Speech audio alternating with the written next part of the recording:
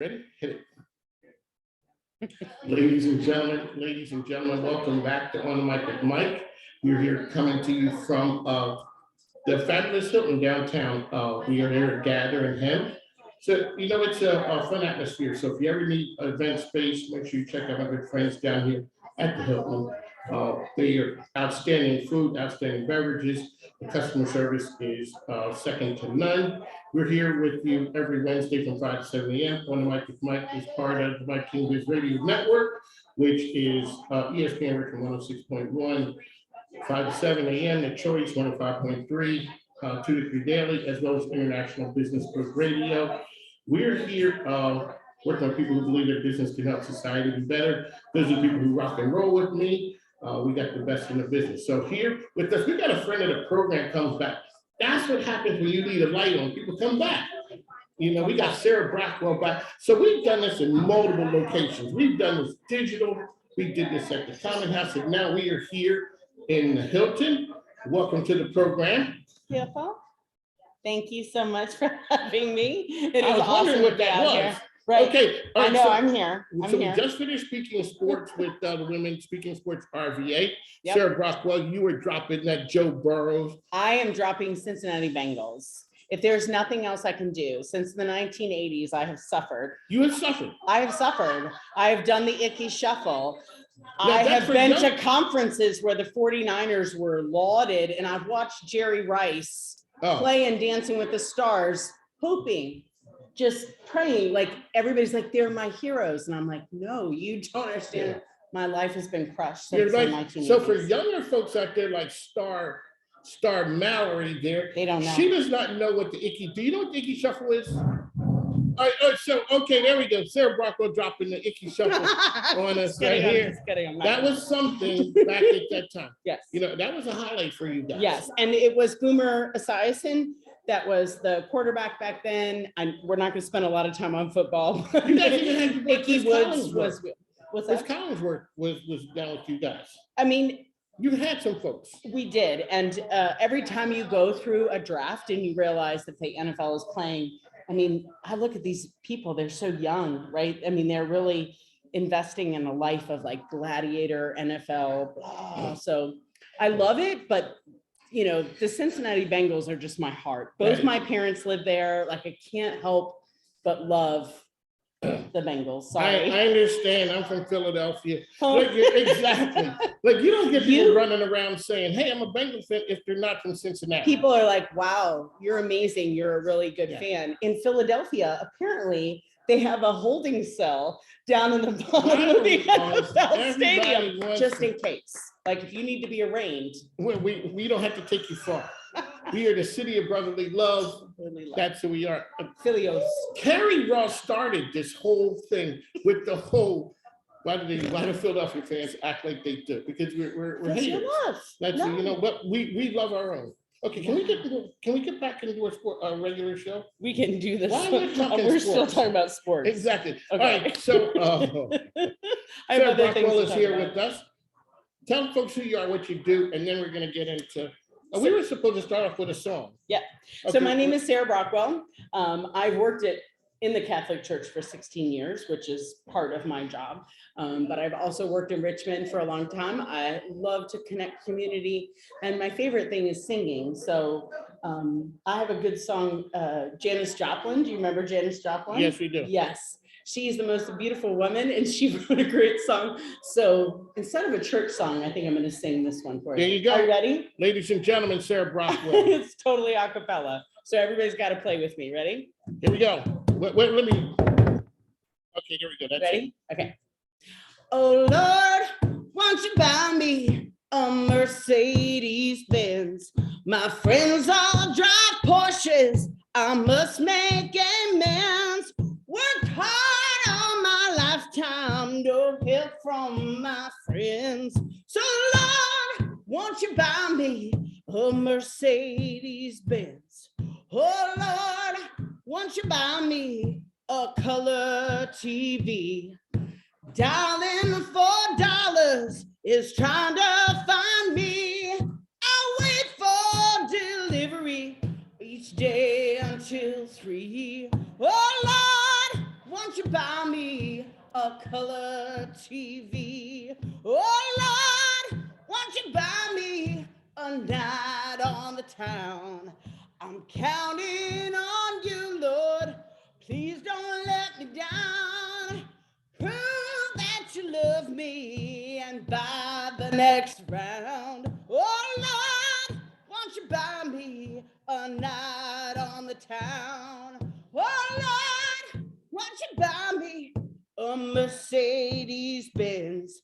My friends all drive Porsches. I must make amends. Worked hard all my lifetime. No help from my friends. So Lord, won't you buy me a Mercedes Benz? Will you buy me a Mercedes Benz? Do I have the coolest friends or what? That's it. I do. Goddamn. So, ladies and gentlemen, that's Sarah Brockwell. I love that song. Yes. The first time I ran across her, I saw like, who is this lady standing at a gravesite singing? Oh. And that was so. Okay. Well, that's part of church work. Okay, that's part of the church work. We're gonna drop a little bit of that on our listeners out here, and talk about the inspiration behind what you were singing. So I think right now, in the way that we're living our lives, and we're in the neo-COVIDian, I want to like copyright this term. We're in a neo-COVIDian age. It's not going to get better. It's not going to change. Like, we're living in something very, very different. And so to be aware of that, and to be helpful, we're dealing, at least in churches, dealing with a lot of funerals, but we're also dealing with a lot of weddings, right? But we're dealing with a lot of like life cycles and people trying to figure out what's going on. So for me, the work that I do, the work that people do in Richmond to make people feel comfortable, you have a lot of people who, I know this is a little morbid, but like you have a lot of people that are passing away and they're going to churches because they're not very churched, looking for help, like looking to bury their loved ones. And people are turning them away because they're so overwhelmed. And you have this opportunity to really serve people in a capacity that's beautiful. And when you don't take that time to honor like life's rituals and life celebrations, even though we're laughing about the NFL, like those are all beautiful rituals that we love. We love sports, we love sitting down to food, we love being with each other. So, you know, I don't want to bring a downer to the world, but it's really hard right now. People are trying to honor their loved ones and honor their legacies. And if they don't have the proper vehicle to do that, they're struggling. So I love that where I work right now and what I'm doing in the world. You got to give a shout out to the church. Same way. We can give a shout out to the church. Yes, definitely. St. Michael Catholic Church. My boss is like 76 years old and he says yes to everything. Which is always good. He's awesome. He's like totally hippie. Like he was in the Peace Corps. Like he went to Africa. Like his whole life is like, which is always good cool for guy. you. Yeah, no, he's like, when you have somebody that's really real, they tend to say yes to the things about life. So Okay. that's a beautiful So here, a couple of things you dropped on us Lucky. before. How about, can you give us a little bit of Lauryn Hill? You want me to do Lauryn Hill? Yeah, look, yeah, I know that's one of my favorites that you do. I know. Okay. I will do Lauryn Hill. And we have again, to give a shout out to Jean too. Jean's not Jean's here. not here. The So piano the player. piano She's not player. here. But Lauryn Hill is one of my favorite, and I think she has such a beautiful voice. But if you remember Sister Act, so yep, go ahead. And the reason that you were saying that was because you hadn't heard that in the Catholic Church. Right, I hadn't heard it in the Catholic Church. There's a lot of beautiful Protestant songs that we don't get to hear. But she has such a beautiful way of expressing herself in Sister Act 2. And, you know, that's very Catholic. The fact that Whoopi Goldberg like took on the nuns, like that was a really beautiful thing. So in Sister Act 2, they are in the Catholic school, which I think is true for a lot of people. And, you know, Lauryn Hill sings that song. Do you want me to sing it? There you go. That's why I got you here. Well, all right. I will sing it for you. Okay. You're shocking me with this. You know, there's nothing normal about this right here. This is not normal. Can we take a break? Yes, Take a no, we're moment? gonna take a Yeah, moment. Take a moment. We're gonna take a Yeah, moment okay. because- Take a All moment. right, you go ahead and do what you gotta do. I want to set myself up because I'm gonna that's talk. not what I have Go planned. ahead and do what you're gonna do. Do what you're gonna do. You know, I was just having a good time. You had stuff that you wanted. I know, but I will do that for you, but I didn't have that. Okay, we could drop that one. So on the mic with Mike, this is, we're here, I gather in him.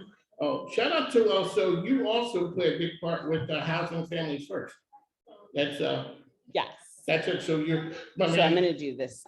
okay. Oh, Lord, go ahead now. My man, Will Melton is in the back. You guys Let's play talk a big about part with Housing Family First. Yeah. Let's talk a little bit about that and why that's important to you. Yes. So I've been with Housing Families First for a number of years. We have a lot of supporters out here. You. Housing Families First deals with families that are dealing with homelessness. They're challenged by homelessness in the Richmond area. And Richmond's such a small town Yeah. that they can actually fix the problem. So in my lifetime with the organization, we've seen families go from spending over a year to being with the organization to only a few weeks, because the recognition that we don't want families to be in a shelter. They need to be in homes, they need to be in housing, they need to experience whatever's happening in their own homes. And so there's a sense of dignity to that. Everybody has human dignity and awareness. So that's why I love Housing Families First. All righty, so housing, shout out to them. They do an amazing job. They're gonna be on a program with Will Melton. Yes. We're gonna be on a lot of great things Beth and her team are doing. Yes. All righty, so now it is time.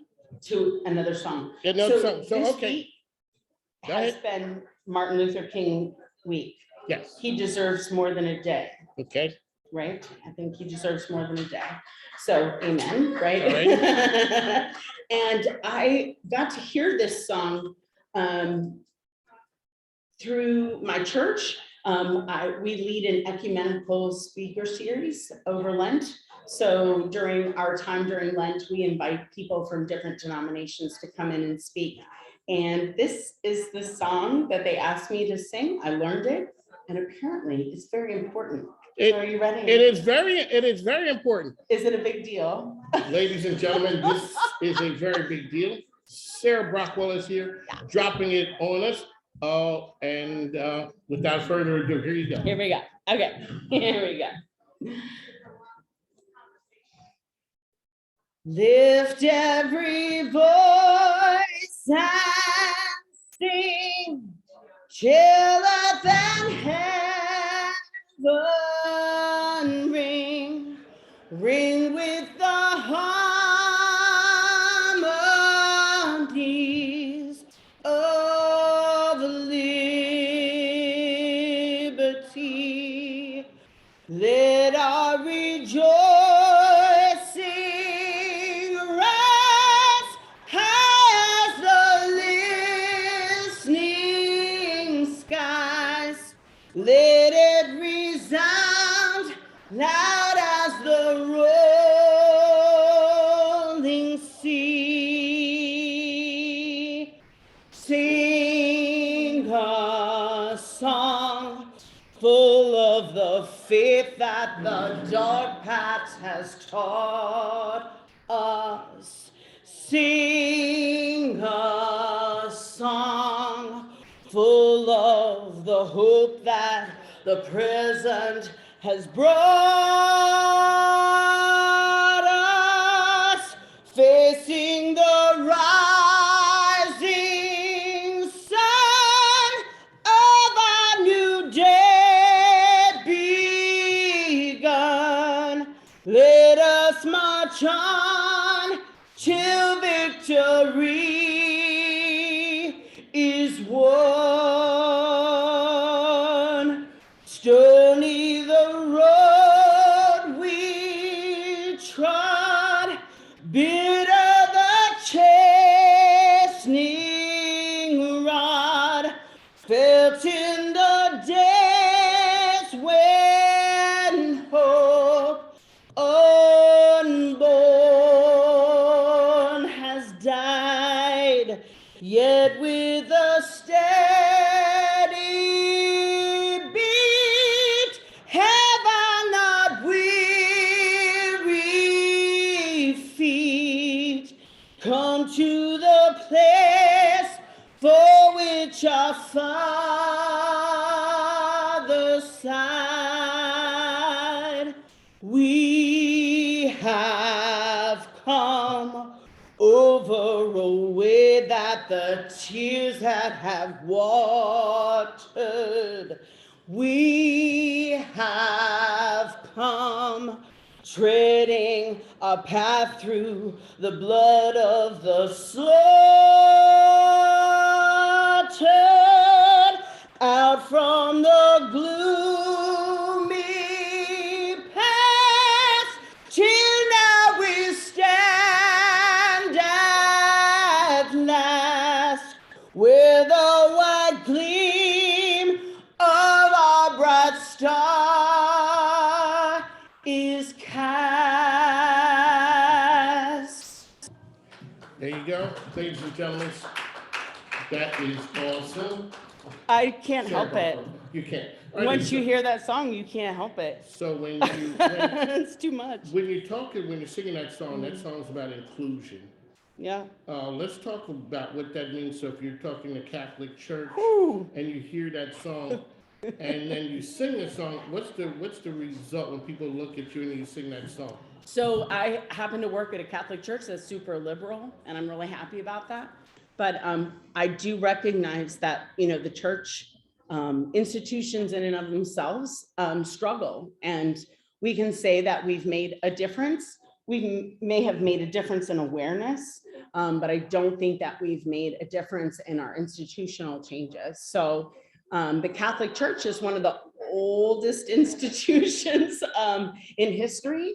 So I love working from the inside because I definitely get to understand how important it is to understand the mission of the church, to understand the mission, the openness. And at least in the Catholic Church, we have a universal aspect to that church. So there is something really beautiful about having to speak to the whole world in all languages, in all different ways.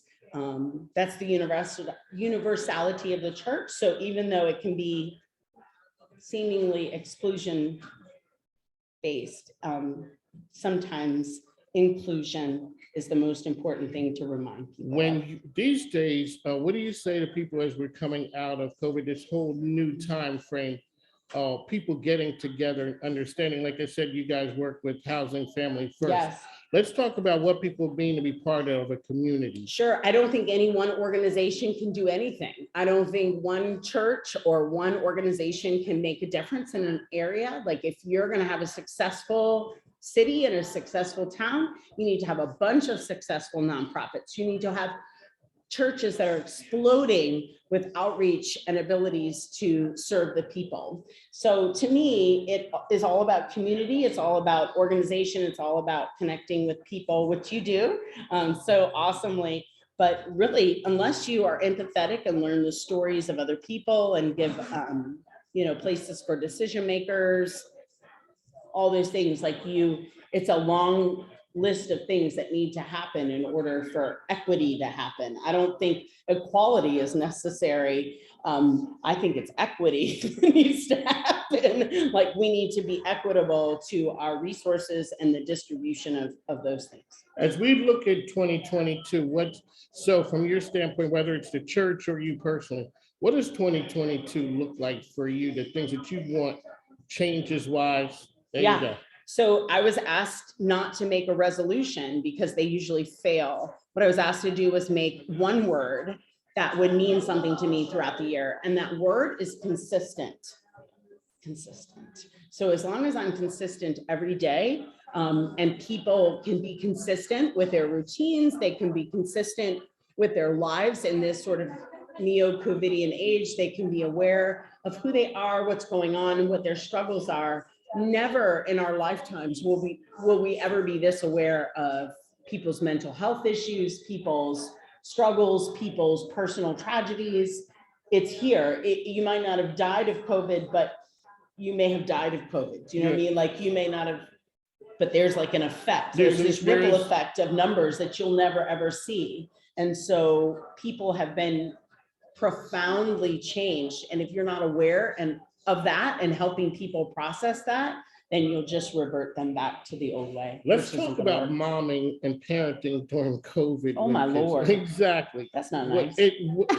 how are kids doing out Yeah. there now? Yeah. Like going back to school, they're Yeah. at home. There's a whole bunch of upheaval. And how do you parent now for, what do you have, almost a teenager? I have a almost 20-year-old son, and I have a 10-year-old daughter. Oh, she's 10. She's Okay. 10. And so Like, what do you tell it? Like, what is a 10-year-old?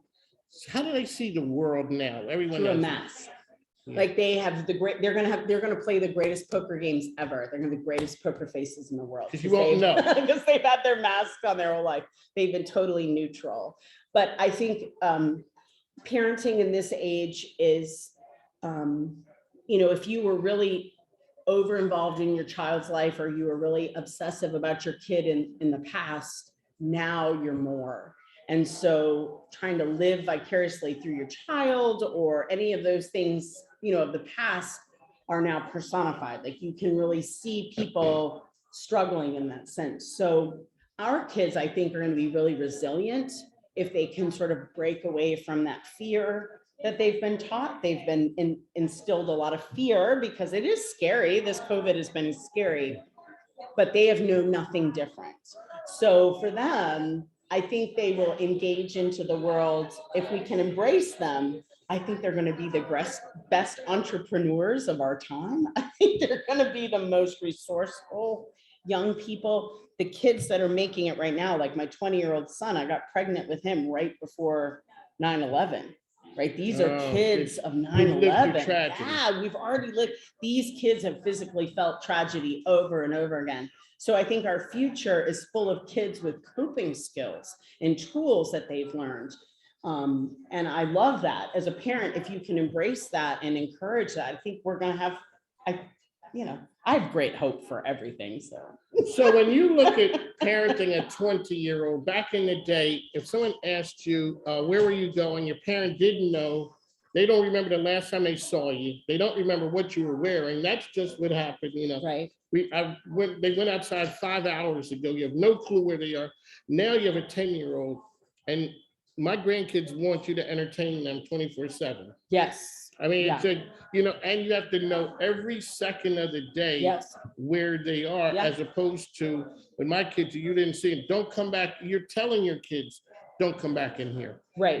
Because if you come in here, I'm gonna give you something to do. That's right. And the screen has really given an opportunity, even in my classes. So I also teach fitness classes at That's American Family. you do the yoga. I teach cycling and American and yoga, but you can tell when people are cycling at a monitor, their whole body goes like this, right? And so our whole bodies have just been forced by gravity to kind of in here. And if we can teach our kids to kind of open up, be away from those screens, not be addicted to them, the idea that they need to be entertained 24 hours a day, that's not uncommon for us. You see car accidents all the time because people can't not look at their phone. They can't not check it when they're just sitting still. People cannot be bored for 1 minute.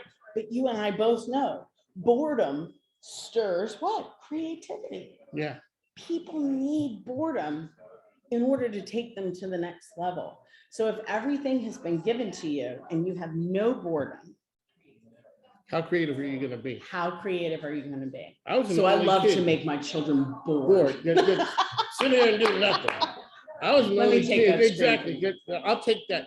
But what happens, kids see their parents and they're like, these kids want too much, too demanding. And the parents are just tied to the internet, tied to their phones. Every inch of your world. We don't know where people live anymore. We don't know people's phone numbers, because everything is right there in our phone. It's their timer, it's their clock, it's all those things. And when you put it away, there's a feeling like, okay, I'm gonna miss something. But then after it's gone for a while, you're going, hey, you know what? This isn't too bad. This isn't too bad. But do you remember, think about what you have done. Now think about your parents and your grandparents and what they think of this. Yeah. And how terrified they were for you. And you're like, I've got this. Our kids are saying the same things to us. Yeah. They're like, we've got this. They don't know any different. No, they don't. I remember my son, so we have 40 and a 38-year-old. I remember arguing with them about daytime minutes. Because when college was over, they went home on break. They weren't connected with their phone, with their friends anymore, and they were just blowing up the phones. Yeah. And so now we look at that and say, everyone, the world's gotten a lot smaller. And so the phones have given us the ability to connect with people. There's a good part about it and there's a bad part. So, Right. all right, on the mic with Mike, we I are agree. here, we are at the Hilton. You are We're the at downtown Richmond. That's for downtown Richmond. Mike King, Sarah Brockwell is here. We're coming to you from Gather and Hem. This is the restaurant bar area, and we're here Wednesdays from 5 to 7 a.m. I'd like to thank you guys for joining us. On the mic with Mike, 5 to 7 a.m. is where you find as well as a choice. We'd like to thank our show sponsors, Tom Children Credit Card Guy, Andy Taylor and Junk Luggers. Shout out to Danielle Fitzhugh in the Chesterfield Chamber for being sponsors as well. Will Melton is in the back. I know there. him. Dr. Danny she's a radio personality with the Women on Wow. So these are all people who operate and circulate in our world. Video as well. If you ever need video done, make sure you check out Emmanuel from DVRK. She does some outstanding work. So make sure you check out our friends at the Hilton here. Dasha Runyon, if you ever need hotel space, we're here. We got to run.